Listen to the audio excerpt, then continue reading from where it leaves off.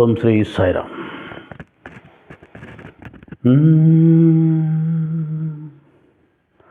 సామజానన నీ మహత్వము సన్నుతింపగ విందురా, వేమరుంగుని ఆడు నరులను వింతగా మదినెంతుగా, ప్రేమ మీరగ సాధుజనులకు స్వామి నీవని గందురా, కామితార్థ ఫలప్రదాయక కంచుతేరు వినాయక, కంచుతేరు వినాయక.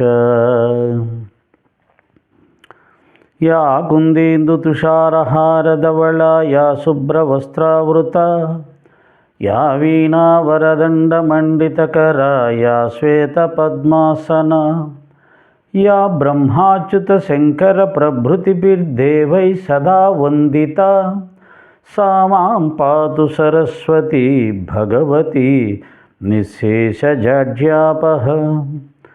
గురుర్బ్రహ్మా గురుర్విష్ణుః గురుర్దేవో మహేశ్వరః, గురుః సాక్షాత్ పరబ్రహ్మ తస్మై శ్రీ గురవే నమః, తస్మై శ్రీ గురవే నమః.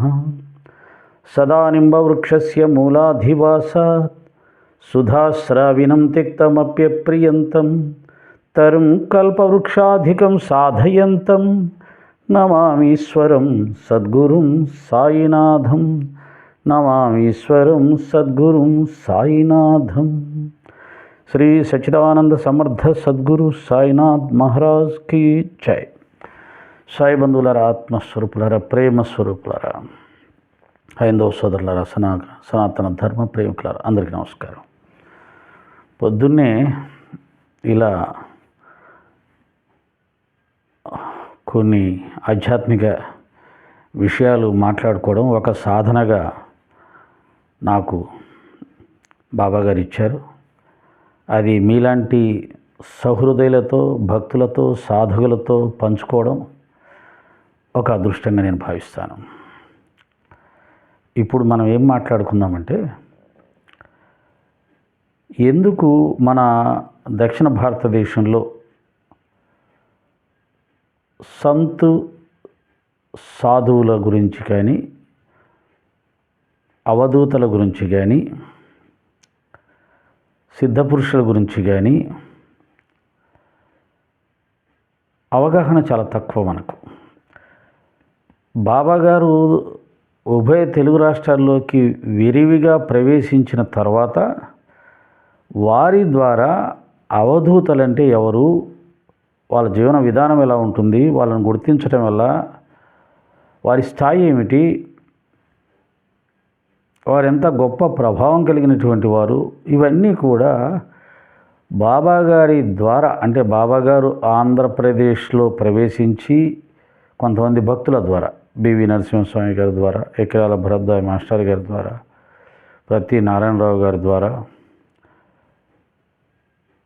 బాపట్ల హనుమంతరావు గారి ద్వారా, ఇంకా ఎంతోమంది బాబా అనుగ్రహం పొందినటువంటి భక్తుల ద్వారా బాబాగారు మనకు పరిచయం అయ్యారు. వారిని ఒక అవధూతగా, దత్తావధూత అని ఉంది కదా, జయదేవ జయదేవ దత్త అవధూత ఓ సాయి అవధూత. బాబాలో అవధూత సంప్రదాయం కూడా ఉంది ఆయనలో. కాబట్టి కొంతమంది ఆయన్ని అవధూతగా భావించి, అవధూత అంటే ఇలా ఉంటారు అని ఒక అవగాహన ఏర్పాటు చేసుకొని, ముఖ్యంగా మన భరద్వాజ మాస్టర్ గారు ఆంధ్రప్రదేశ్లో అవధూత సంప్రదాయాన్ని, దత్త సంప్రదాయాన్ని బాగా విరివిగా ప్రచారం చేయడానికి సాయినాథుల వారిని ఎక్కువగా ఉపయోగించారు. దాని ద్వారా ఉభయ తెలుగు రాష్ట్రాల్లో కూడా దత్తాత్రేయ స్వామి ఎక్కువగా వెలుగులోకి వచ్చారు వారి కారణంగా. అంతవరకు దత్తాత్రేయ స్వామి చాలా తక్కువ మందికి తెలిసిన గురువు, దైవం. కానీ బాబాగారు వచ్చిన తర్వాత బాబాగారు ఎంతమందికి అయితే తెలిసారో అంతమందికి దత్త భగవానుడు కూడా పరిచయం అయ్యాడు. ఆ తర్వాత అవధూతలు, మాస్టర్ గారు అనేక మంది అవధూతలను దర్శించి వారి ప్రభావం బాబాగారి ద్వారా తెలుసుకున్నారు. కాబట్టి అనేక మంది అవధూతలను దర్శించి వారిని వెలుగులోకి తీసుకొచ్చి ఆంధ్రప్రదేశ్లో అవధూతలను దర్శించే ఒక సంప్రదాయాన్ని భక్తులకు అలవాటు చేశారు. సరే, అది తర్వాత కొంత ప్రతిదీ కూడా ప్రారంభ దశలో బాగుంటుంది, మధ్యలో బాగుంటుంది, చివరికి వచ్చేసరికి శృతి మించుతుంది.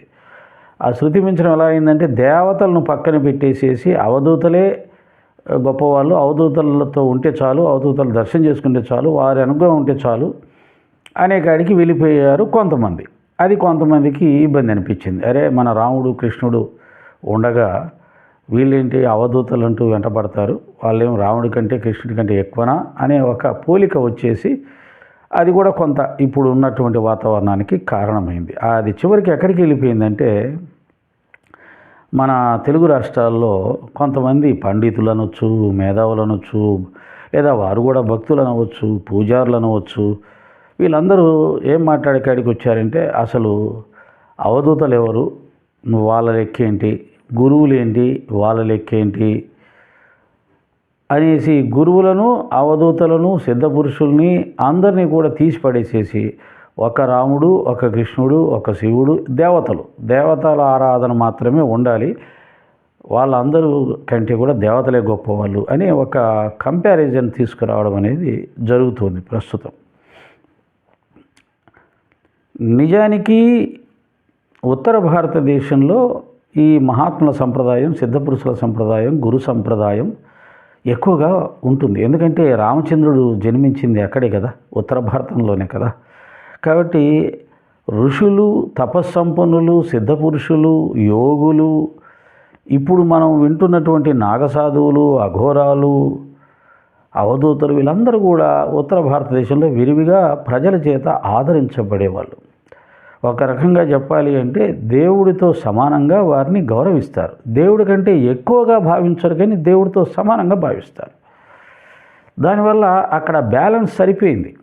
ఇక్కడికి వచ్చేసరికి ఏమైంది, కొత్త పిచ్చోడు పొద్దురగడు అన్నట్టుగా మనకు అవధూతలే ఎక్కువ, అవధూతలను దర్శనం చేసుకుంటే చాలు, దేవతలు అక్కర్లేదు అన్నట్టుగా కొంత ఒక వర్గం ఆ విధంగా ప్రచారం చేయడం, ఆ విధంగానే జీవిస్తూ ఉండడం అనేది జరిగింది. రాముడు, కృష్ణుడు, శివుడిని పక్కన పెట్టేయడం జరిగింది. దీనితోటి కొంత ఇబ్బందికరమైన పరిస్థితులు వచ్చి ఇప్పుడు ఇటువంటి పరిస్థితులు వచ్చాయి. కనుక దీన్ని బ్యాలెన్స్ చేసుకోవాలి.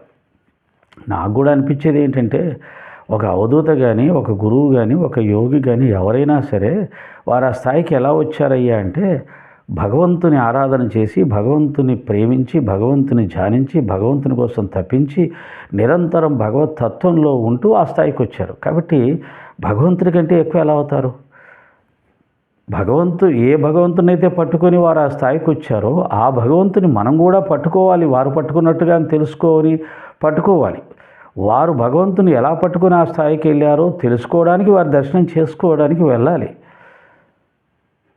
అంతేగాని ఇక వారే ఎక్కువ, దేవుళ్ళు అక్కర్లేదు అని చెప్పి అపార్థం చేసుకొని సరైన అవగాహన లేకుండా ఆ ప్రచారాలు, ఆ పద్ధతులు ఎక్కువైపోయినాయి. నేను చాలామంది సాయి భక్తులు, సాయితత్వ ప్రచారకుల్లో ఇటువంటి విపరీత ధోరణులు చూశాను. రాముడు ఎందుకు, కృష్ణుడు ఎందుకు, శివుడు ఎందుకు, ఇవన్నీ అక్కర్లేదు, అవధూతల అనుగ్రహం ఉంటే చాలు, గురువుల అనుగ్రహం ఉంటే చాలు, ఇలాంటి విపరీత పోకడలు.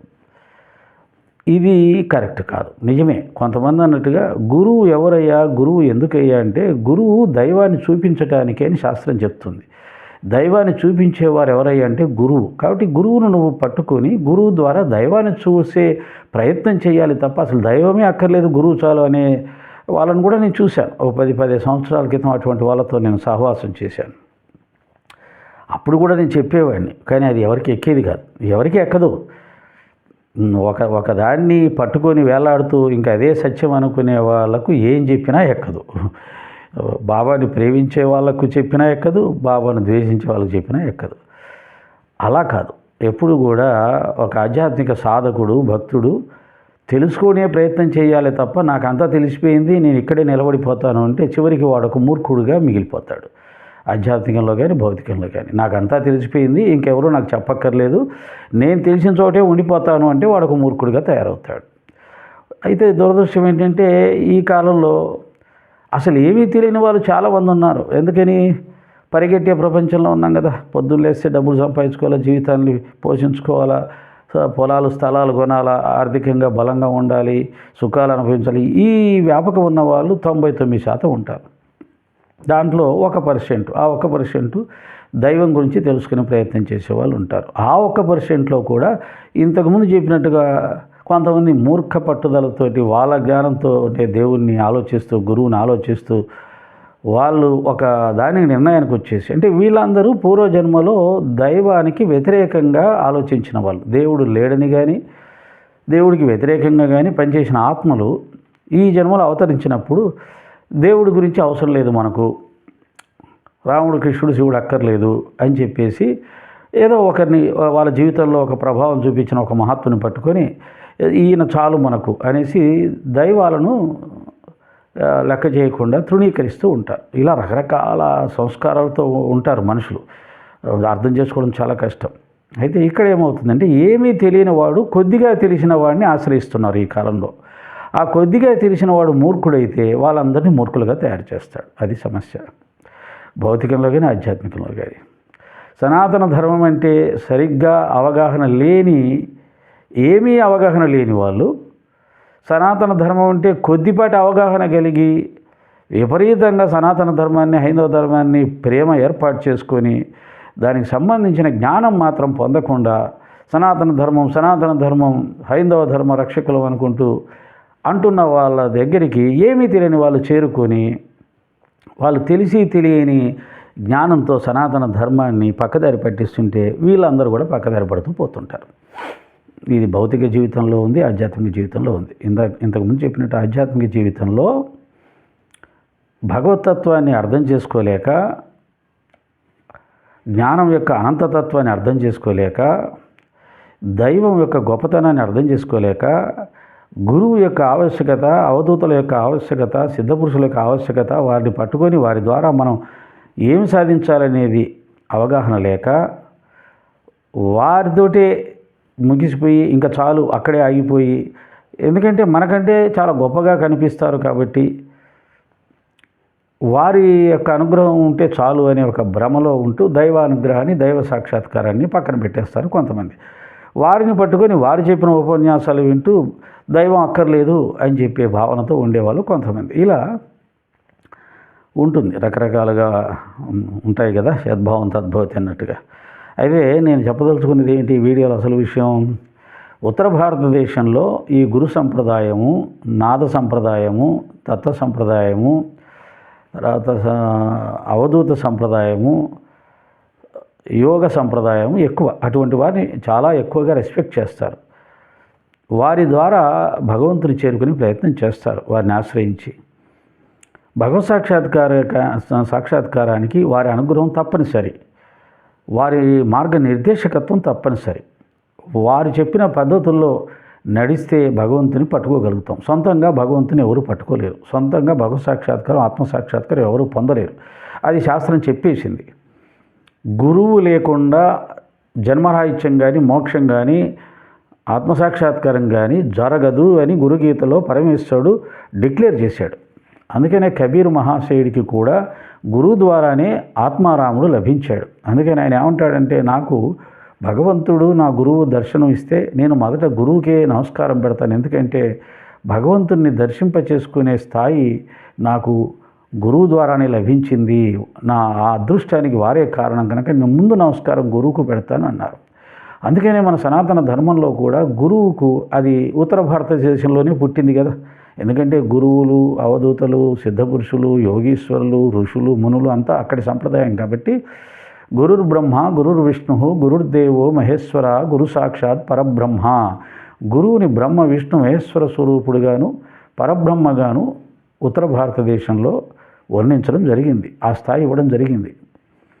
దురదృష్టంగా వచ్చి దక్షిణ భారతదేశానికి ఆ శ్లోకం వచ్చింది. ఆ శ్లోకంతో పాటు గురువును కూడా ఆ స్థాయిలో భావించడం కూడా వచ్చింది. మంచిదే, తప్పులేదు. కానీ గురువును ఆ స్థాయిలో భావించుకోవాలి. గురువు చూపిన మార్గంలో నడిచి ఆ పరబ్రహ్మను పొందాలి. గురువు వచ్చింది ఖచ్చితంగా నీకు భగవత్ సాక్షాత్కారం పొందించడానికే, ఆయన దగ్గరే నేను నిలబెట్టడానికి కాదు. ఈవెన్ బాబా గారైనా అంతే. మనం చూస్తున్న బాబా శరీరంతో ఉన్న బాబా. ఆయనను పట్టుకొని నిరాకారమైనటువంటి ఆ పరబ్రహ్మ చైతన్యాన్ని దర్శించే స్థాయికి వెళ్ళాలి. బాబాగారు అది చెప్పాడు, నా సాకారాన్ని పట్టుకొని నిరాకారాన్ని చేరుకోండిరా అన్నాడు. మనం సాకారం కాడే ఆగిపోయి కొట్టుకుంటున్నాం. మనం కొట్టుకోవడానికి బాబా వ్యతిరేకులు అక్కర్లా. బాబా మార్గంలో ఉన్న మనం చాలు. మనమే బాబా గారి తత్వంలో బాబా అంటే ఇది, బాబా అంటే అది, బాబా చెప్పిందని అర్థం అది, బాబా చెప్పిందని అర్థం ఇది, నాకే తెలుసు, నాదే కరెక్టు, కమాన్ అని తొడలు చర్చి బొబ్బలు పెట్టేవాళ్ళు మన దాంట్లో కూడా చాలామంది ఉన్నారు. కాబట్టి ఆ విధంగా బాబా గారిని పట్టుకొని సాకార రూపుడైనటువంటి కఫనీదారైనటువంటి సటకాధారి అయినటువంటి బాబా గారిని పట్టుకొని నిరాకారమైనటువంటి ఆ పరబ్రహ్మ చైతన్యాన్ని పొందటానికి బాబా గారిని గురువుగా ఆశ్రయించాలి. ఏ గురువుని ఆశ్రయించినా భగవంతుని సాక్షాత్కారం కోసమే ఆశ్రయించాలి. అది మన శాస్త్రాలు చెప్పింది. అయితే ఇక్కడ ఇంతకుముందు చెప్పినట్టు కొత్త పిచ్చోడు పొద్దెరగడన్నట్టుగా మనకు ఆ సంప్రదాయం తెలియదు, శాస్త్రాలు తెలియదు, గురువు యొక్క ఆవశ్యకత తెలియదు, గురువు ప్రాధాన్యత తెలియదు. కొత్తగా గురువు పరిచయం అయ్యాడు, కొత్తగా అద్భుతమైనటువంటి సత్యత గ్రంథం పరిచయమైంది. ఇక దాని ద్వారా బాబా అనుగ్రహం ద్వారా కొంత జ్ఞానం రాగానే మనం అందరికంటే గొప్పవాళ్ళం అయ్యామనే అహంకారాన్ని కూడా పెంచేసుకొని సాయితత్వంలో కూడా ఈ విధంగా చర్చలు వాదోపోదాలు జరిగే సంప్రదాయానికి నాంది వాచకం పలుకుతుంటాం. కానీ నిజానికి అది కాదు. మనము సరిగ్గా తెలుసుకోలేదు, బాబాను విమర్శించే వాళ్ళు సరిగ్గా తెలుసుకోలేదు. వాళ్ళు ఏం చేస్తున్నారు, గురువుని తీసిపడేయాలని చూస్తున్నారు. అది చర్చ ఏంటంటే ఇప్పుడు నేను చెప్పదలుచుకున్నది. కొంతమంది చర్చలు చూశాను, అబ్బాయి గురువు కాదండి, తల్లిదండ్రిని మాత్రమే పూజించాలి, తర్వాత దేవుని పూజించాలి. గురువుని తీసేశారు. ఎందుకని? మన ఆంధ్రప్రదేశ్లో గురువు యొక్క ప్రాధాన్యత పెరిగిపోయింది. ముఖ్యంగా బాబా గారు వచ్చాక గురువు ప్రాధాన్యత పెరిగిపోయింది. అందరూ గురువులు వెంట పడుతున్నారు. బాబాగారి వెంట పడుతూ మళ్ళీ లివింగ్ గురువులు కూడా కావాలి. ఎందుకంటే కొంతమంది లివింగ్ గురువు ఉంటే తప్ప మీకు బాబా అంటే ఏమిటో అర్థం కాదు అని చెప్పేవాళ్ళు కూడా వచ్చారు. కాబట్టి లివింగ్ గురువుల కోసం పరిగెత్తడం అంటే చివరికి ఏమైంది, గుళ్ళకి వెళ్ళే వాళ్ళు తగ్గిపోతారు. అలాగే బ్రాహ్మణుల దగ్గరికి వెళ్ళేవారు, పూజాది కార్యక్రమాలు చేసుకునేవాళ్ళు, వ్రతాలు చేసుకునేవాళ్ళు, యజ్ఞయాగాలు ఇవన్నీ తగ్గిపోతాయి. ఎందుకంటే గురువు దగ్గరికి వెళ్తే ఏమవుతుంది, జ్ఞానం చెప్తాడు, అక్కడేం పైసా ఖర్చు ఉండదు. సరే, అది చెప్పిన తర్వాత మళ్ళీ శిష్యుల దగ్గర నుంచి మొత్తం వసూలు చేసుకునే విధానం ఉండేవాళ్ళు కొంతమంది ఉంటారు, అది వేరే విషయం, వాళ్ళని వదిలేద్దాం. జ్ఞానాన్ని కూడా అమ్ముకునే వాళ్ళు ఉంటారు. కానీ అలా కాకుండా గురువుల దగ్గరికి వెళ్ళేవారు, ముఖ్యంగా బాబా గారి దగ్గరికి వెళ్ళేవారు, బాబా మందిరాల దగ్గరికి వెళ్ళేవారు. ఈ యొక్క మన దగ్గర ఉన్న పూజారి వ్యవస్థ వీక్ అయిపోయింది. వారి చేత పూజలు చేయించుకోవడం మానేశారు. బాబా తత్వంలో మరొకటి ఏంటంటే సాధారణ నాలాంటి సాయి భక్తులు పూజలు చేసేస్తూ ఉంటారు. ఆ రకంగా బ్రాహ్మణుల జీవనోపాధి కూడా దెబ్బతినే పరిస్థితి ఏర్పడింది. అలాగే బాబా మందిరాలకు మాత్రమే భక్తులు వెళ్తున్నారు కాబట్టి ఊరికేం వెళ్ళరు కదా, వాళ్ళు మాత్రం ఎందుకు వెళ్తున్నారు? బాబాగారు 1కి 10 ఇస్తాడని చెప్పి వెళ్తూ ఉన్న వాళ్ళు ఉన్నారు. కాబట్టి ఏమండి మేము డబ్బుల కోసమే వెళ్తున్నామా? వెళ్తున్నారు. భక్తి కోసం కూడా వెళ్ళే వాళ్ళు కొంతమంది ఉంటారు, దర్శనం కోసం వెళ్ళే వాళ్ళు ఉంటారు, బాబా గుళ్ళో ప్రశాంతత ఉంటుందని వెళ్ళే వాళ్ళు ఉంటారు, అక్కడ సత్య పారాయణాలు జరుగుతుంటాయి కాబట్టి వెళ్ళే వాళ్ళు ఉన్నారు, అన్నదానాలు చేస్తుంటారు కాబట్టి సర్వీస్ చేయడానికి వెళ్ళే వాళ్ళు ఉన్నారు, రకరకాలుగా ఉన్నారు. ఏదో రకంగా ఇన్ని రకాలుగా ఉండడం వల్ల ఎక్కువ మంది బాబా మందిరాలకు వెళ్తారు. బాబా మందిరాల్లో కలకల్లాడుతూ ఉండడం చూసి దీనికి కారణం గురువే కదా, అసలు గురువు లేకుండా చేస్తే సరిపోతుంది కదా అని చెప్పేసి ఒక పెద్ద కుట్ర పనేసి మన వాళ్ళు అసలు గురువుల అవసరం ఏంటి, రాముడు కృష్ణుడు శివుడు వీళ్ళు ఉన్నారు కదా, వీరినే పూజించాలి, మేము రామకృష్ణ పరమహంసని లెక్క చేయం, రమణ మహర్షిని లెక్క చేయం. అలాగే ఈ రాష్ట్రంలో జ్ఞానాన్ని ప్రబోధిస్తూ తత్వప్రచారం చేస్తూ గురువులుగా కీర్తించబడుతున్న హిందూ ధర్మంలోనే ఉన్న గొప్ప ప్రవచకులు వాళ్ళని కూడా లెక్క చేయం. ఒకవేళ వాళ్ళని లెక్క చేయాలంటే వాళ్ళు కూడా మేము చెప్పినట్టుగా రాముడు కృష్ణుడు శివుడు వీళ్ళు చాలు కదా, వీళ్ళు ఉండగా కొత్త దేవుళ్ళు ఎందుకు పూజించాలని వారితో కూడా చెప్పించడం, ఎన్ని ప్రయత్నాలు చేయాలో అన్ని ప్రయత్నాలు చేస్తున్నారు. కొత్త దేవుడు ఎందుకు అని చెప్పడానికి వాళ్ళకున్న అధికారం ఏంటండి బాబు? మనుషులు పుట్టకుండా ఎక్కడో అయిపోయారా ఏంటి? ఒకప్పుడు 30 కోట్ల మంది జనాభా ఉండేవాళ్ళు స్వాతంత్రం వచ్చినప్పుడు. ఇప్పుడు 140 కోట్ల మంది, 30 కోట్ల మంది ఉన్నారు కదా, ఇంకా చాలు అని ఏమన్నా జనాభా ఆగిపోయిందా? లేదా పాత నాయకులు ఉన్నారు కదని కొత్త నాయకులు ఏమైనా రాకుండా ఉన్నారా? కొత్త నాయకులు ఎన్నుకోకుండా ఉన్నామా? పాత నాయకులు చాలామంది ఉన్నారు కదా, కొత్త నాయకులు ఎందుకు అని కొత్త నాయకులు వస్తుంటే వాళ్ళని గెంటేస్తామా, నెట్టేస్తామా? మీరు అక్కర్లేదు, పాత నాయకులు చాలామంది ఉన్నారని. పాత సినిమాలు ఉన్నాయి కదా, కొత్త సినిమాలు ఎందుకు చూస్తున్నారు, పాత సినిమాలు చూసుకుంటూ ఉందామని అనొచ్చు కదా. అదే యాక్టర్ కదా ఉండేది, ఎందుకు కొత్త సినిమాలు వెంట పడుతున్నావు? రాముడు ఉండగా కృష్ణుడు ఎందుకు? రాముడు ఉన్నాడు కదా, సరిపోడా పరబ్రహ్మస్వరూపుడు. ఆయన మించిన దైవం ఉందా? ఆయన మించిన రూపం ఉందా? ఆయన మించిన ధర్మం ఉందా? కృష్ణుడు ఎందుకు అవసరమే ఉంది? రాముడు కృష్ణుడు ఉండగా బుద్ధుడు ఎందుకు, మళ్ళీ ఆయన ఎందుకు తెచ్చిపెట్టుకున్నాం?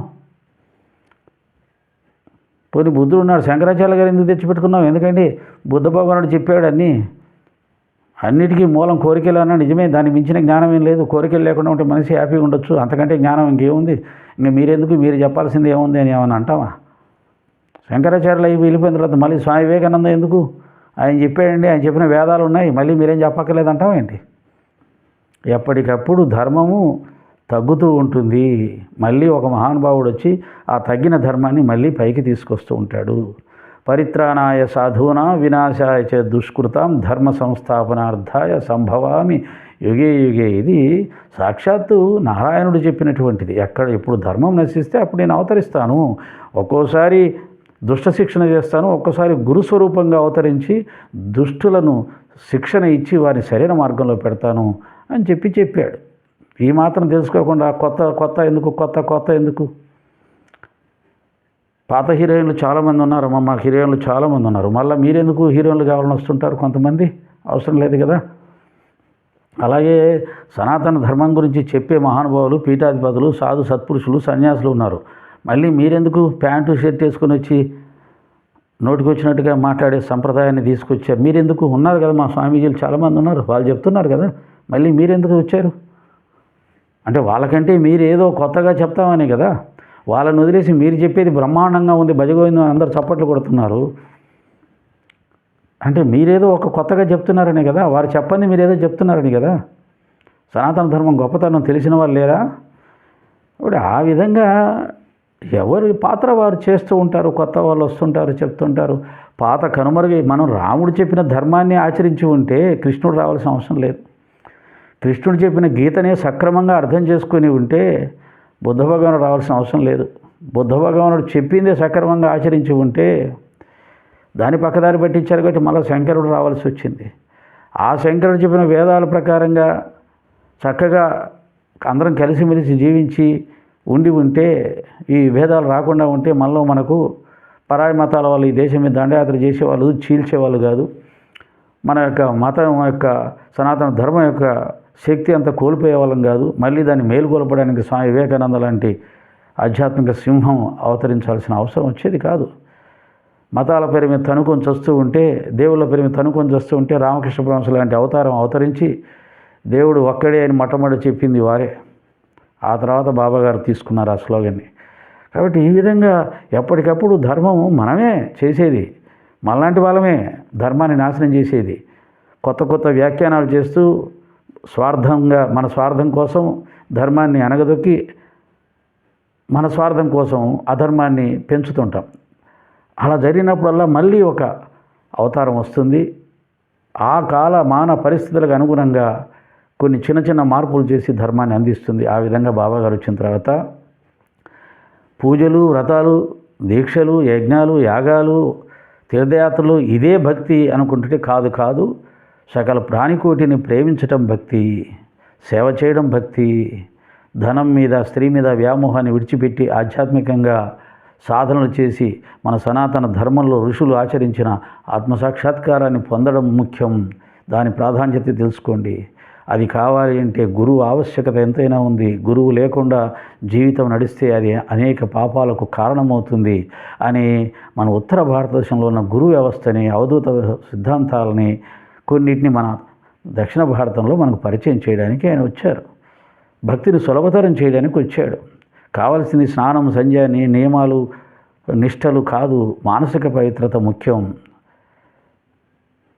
సమభావన ముఖ్యం, ప్రేమ ముఖ్యం, త్యాగం ముఖ్యం, సేవ ముఖ్యం, శ్రద్ధ, సహనం ఈ రెండు ఉపయోగించుకొని మీ జీవితాన్ని తరింపజేసుకోండి. ఆ రెండు ఉంటే ఇహపరాలు సాధించవచ్చు అనే ఒక రెండు మహామంత్రాలను ఈ ఆధునిక ప్రపంచానికి ఇవ్వడానికి ఆయన వచ్చారు. శ్రద్ధాసహనం భగవద్గీతలో కూడా చెప్పారు. కానీ అక్కడ భగవద్గీత చెప్పేవాడేవాడు? భగవద్గీత చెప్పేవాడే ఉన్నాయన. ప్రజలకు ఏమీ తెలియని ప్రజలకు ఎవరైనా చెప్తున్నారా?